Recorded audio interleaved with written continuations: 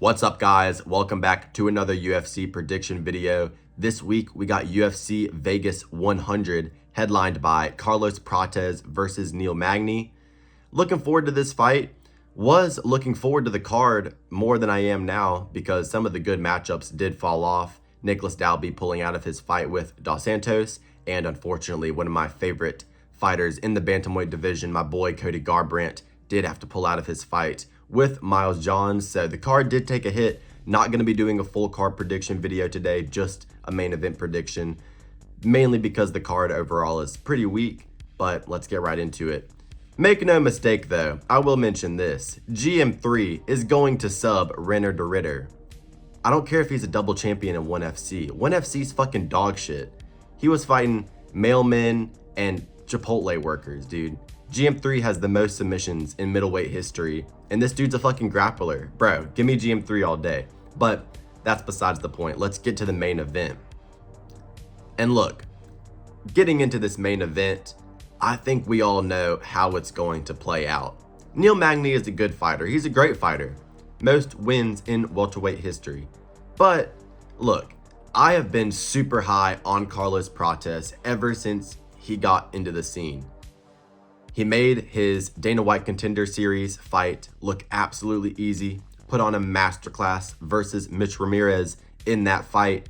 And, you know, I had done a little bit of research on him before he even fought in that fight because I did put some money on him. I've had money on him in every single one of his fights. He hasn't let me down. He's an absolute machine, sniper. I love his style, but, you know, goes in there, looks like a prime Anderson Silva, gets the second round knockout in his Dana White Contender Series fight, displayed all the tools, looked fantastic.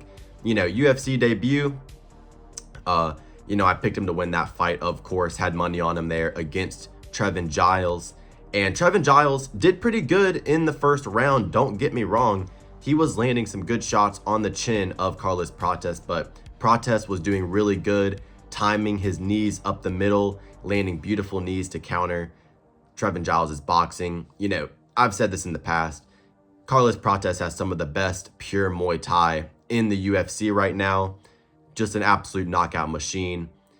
You know, did face some adversity in the first round of that Trevin Giles fight, but, you know, was able to secure a beautiful second round knockout with the straight left hand down the pipe. You know, his second fight in the UFC, an event that I did go to live. Very good event, very good time. Carlos Prates was one of the main fighters that I, you know, bought tickets to go see for that event. He was one of the guys I was most excited about. And, you know, goes out there versus Charles Radke, gets a first round TKO, beautiful knee to the liver, trapped the hand, hit the straight left down the middle, and, you know, followed up with just a beautiful knee to the liver that just absolutely folded Charles Radke, Chuck Buffalo. And then next fight, first time he fought on the pay-per-view, you know, you can look at my UFC 305 predictions. I predicted a nasty KO for Carlos Prates, and that's what happened. You know, that fight versus the Leech that he just had at 305 really put him on, you know, for everybody that hadn't, you know, really been following his career so far, because he had been fighting on prelims of fight night, stuff like that, hadn't gotten the spotlight of a main card on a pay-per-view. And, you know, he made it look easy, put on an absolute show, just completely outclassed the Leech, dropped him on multiple occasions. That straight left is just an absolute fucking missile. When it connects on your chin, it's just one of those shots that guys just cannot seem to take. It just drops motherfuckers. And the Leech, you know, he had never been knocked out, had taken some damage in his career, but we've, as Joe Rogan would say, who does that to the Leech? Who does that to the Leech? Literally, I mean, he'd never been KO'd, but Carlos Prates goes out there and starches him, makes it look easy. And, you know, like I've said, he has some of the nastiest striking in that division. You know, beautiful body kicks, head kicks, knees. Just the knees are deadly as fuck. He has some of the best knees in all of the UFC. And, you know, the left hand down the pipe is just nasty.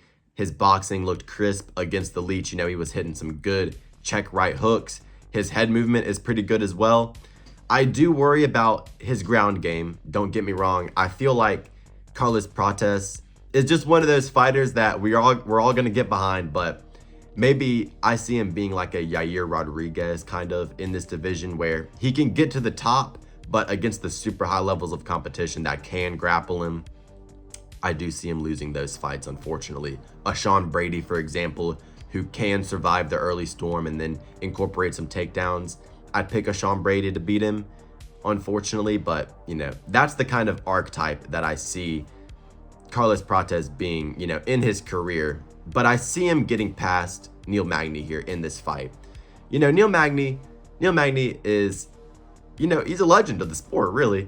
He's got the most wins in welterweight history. I mean, you look back at his career, started out on The Ultimate Fighter, came through there, had some early adversity in his career, but did go on a pretty good win streak. I think he lost to Damian Maia by submission when Damian Maia was on a tear. But, you look at some of the names on his resume. I mean, you're looking at a Hector Lombard, Johnny Hendrick, Carlos Condit, wins over The Leech, Robbie Lawler, Jeff Neal, Max Griffin, D-Rod. So, he's got some notable wins, most recently beating Mike Malott with a really good round 3 comeback win. Before that, scraped out a nice little decision versus Phil Rowe. So, make no mistake, Neil Magny's a gamer and he knows what he's doing in there. He wouldn't have more wins than GSP in the welterweight division if he didn't know what he was doing in there. But, look, the way this stylistically lines up, I mean, we saw it kind of in the last fight, Michael Morales versus Neil Magny. He wasn't able to get the takedowns going. He tried to kind of slow it down in the clinch, but,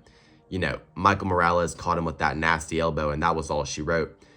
Unfortunately for Neil Magny, who I really do have a lot of respect for, I respect his game, and he just always fights just absolute murderers. He always fights the up-and-coming contenders, and he always doesn't hesitate to sign on the dotted line, which is, I respect Neil Magny. I hope he's getting paid a really good amount by the UFC for taking these fights. I mean, just in his last 10 fights, you're looking at a Shavkat Rakhmonov fight. You're looking at a Jeff Neal fight. Gilbert Burns, Ian Gary, Mike Malott, Michael Morales, Carlos Prates. I mean, they're feeding poor Magny to the fucking wolves. I feel bad for him, but they're probably giving him a good amount of money. I would hope so, at least. But, Neil Magny, really long reach. He's got an 80-inch reach, pretty good linear striking. He can slow it down in the clinch. His offensive wrestling isn't too good. He's a guy that can fight smart, and he does what he needs to do to win. Look at the Phil Rowe fight. He'll jab you up at range, land the shots that he needs to with his long reach, land a couple of front kicks, kind of lull you to sleep, and then next thing you know, he's getting some underhooks on you, and he's pushing you against the fence and landing some knees to the thigh. And, he's not the easiest guy to put away, decently durable, unless you're like an absolute killer on the come up. When he's fighting these regular guys that aren't on their way to the top, Neil Magny does tend to do pretty good. Like I said, uses the long reach, can get you in the clinch, has pretty good control there. But his main weakness in his game overall is his defense, and specifically to Muay Thai attacks. You're looking at leg kicks, you're looking at elbows. Shavkat Rakhmonov landed some good elbows in their fight against him, as he would catch his leg as Neil Magny would throw a kick, and then he would counter a right-handed elbow over the top, get a takedown. A very Muay Thai type of attack. Of course, you look at the Ian Gary fight. Ian Gary just kicked the absolute legs off of him and just battered his legs. Neil Magny couldn't walk after that. You look at the Mike Malott fight. Mike Malott, had some good success with the leg kicks in that fight as well. Wasn't able to be as successful as Ian Gary, but still had success in that matchup. You look at the Michael Morales fight, of course, the elbow is really what ended that fight. Neil Magny just doesn't have good defense when it comes to Muay Thai attacks, leg kicks, elbows, front kicks to the body, getting countered when he throws kicks. These are things that Neil Magny does struggle with. He's better at fighting a guy that, is looking to grapple, is looking to clinch a lot. Carlos Prates is going to go out there. He's going to land a lot of leg kicks. He's going to be able to, catch and counter kicks. There was a video of Carlos Prates in one of his earlier fights. I wouldn't even be able to tell you the name of his opponent, but he threw a front kick and Carlos Prates caught it and he fired away his own roundhouse kick to the head absolutely stained him. It was beautiful. It was one of his not amateur, but one of his regional MMA fights in Brazil. Beautiful. And, you look at the Shavkat Rakhmonov fight with Neil Magny. He's a guy that does like to use a front kick to keep guys at range. I see Carlos Prates, catching that front kick, firing off a nasty counter, whether that be a head kick of his own, a lead elbow over the top.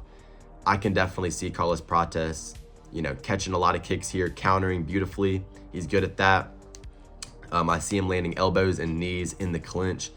Carlos Prates' knees are just absolutely insane. You look at his 2 LFA fights before he even got into the UFC, only had 2 LFA fights. But, you look at his first LFA fight, and that was just a beautiful, beautiful head kick knockout. Similar to Leon Edwards versus Kamaru Usman, kept showing his opponent the rear hand, the left hand, landed that a couple times, and then he brought that head kick up there, finished him beautifully. His second fight in the LFA, which is what got him to the Contender Series, you're looking at one of the nastiest knee finishes that you'll see in MMA. Brought it right up the middle, directly to the chin, and just absolutely stained the guy. He was done for after that. Just a beautiful knee upstairs. And, I think he's definitely going to land a lot of knees here versus Neil Magny. Neil Magny, like I said, just doesn't have that, good striking defense to Muay Thai attacks. I think that he's pretty good defensively with his hands, doesn't really get punched a lot, but, does get leg kicked a lot, does get elbowed, does get kneed. And I really just do think this is a perfect stylistic matchup for Carlos Prates to get a round 1 or 2 TKO. I know that's not a hot take, obviously. 96% of people are picking Carlos Prates on Tapology. He's an 8-1 favorite. So obviously he's more likely to win this fight than lose it. But, if we get into the later rounds 3, 4, 5, Carlos Prates does enjoy darts. He is a cigarette smoker. You got to think that's going to affect his cardio, especially if he's having to defend some takedowns if Neil Magny really comes in here with a wrestling heavy game plan. Dude, if this gets out of the first 2 to 3 rounds, we could be looking at a comeback victory for Neil Magny, because I really do worry about Carlos's takedown defense and his cardio, mainly because he does smoke cigarettes. I mean, if you're going to smoke anything, smoke a little bit of a weed. That's not really going to hurt your lungs as bad. But, give me Carlos Prates to win this fight by TKO.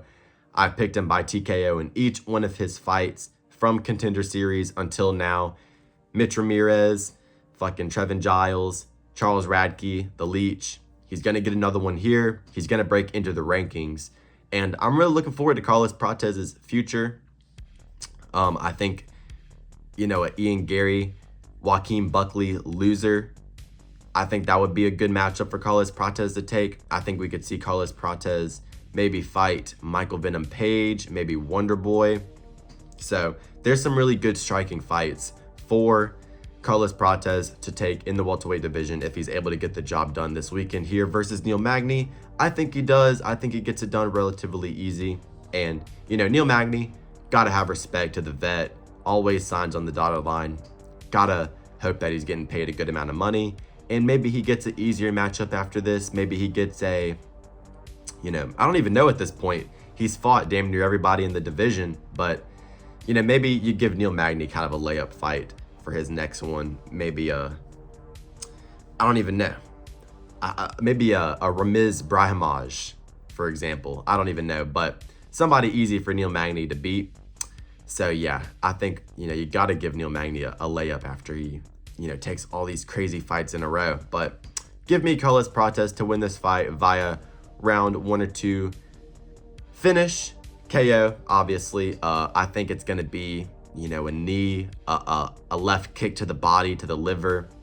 Yeah, I'll go with a liver kick TKO by Carlos Prates. I think he's going to threaten with the low kicks. And I think once Neil Magny is going to be super worried about checking the low kicks, I think he's going to bring it just a level up, sneak it right under the elbow into the liver. Give me Carlos Prates to win this via round 2 liver shot, switch kick to the body on Neil Magny. If you guys enjoyed the video, I appreciate you guys watching it all the way through. thankfully Donald Trump won yesterday. So, life is good. We got 309 next week. Going to be dropping full card prediction for that soon. And, good days, good times. Hope you guys enjoyed the video. Have a great rest of your day. Like and subscribe. Leave a comment if you agree or disagree with anything that I said. And have a good one.